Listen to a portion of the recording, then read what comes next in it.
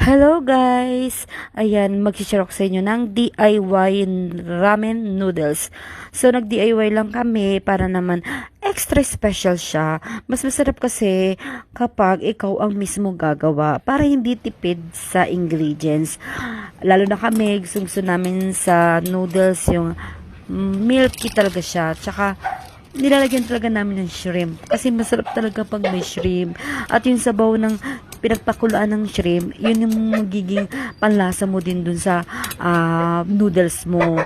Ayan, naglagay din kami ng mga squid balls, yung crab balls, at saka yung cheese, may nori, at maraming milk, at saka marami ding cheese. Kasi masarap talaga pag yung noodles mo may milk at saka may cheese. Para sa akin kasi cheese lover ako at saka mahilig din talaga ako sa milk.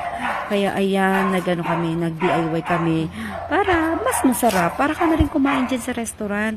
Ayan lang, isi-share ko lang sa inyo yung nagawa naming ramen noodles. DIY ito. Kung ano-ano lang ng ingredients na nilagay namin. Pero masarap talaga siya. Promise, masarap talaga siya. Kasi nga nagpapasarap sa kanya yung pinagpakuluan ng shrimp at saka yung cheese and milk. Yun lang. Thank you.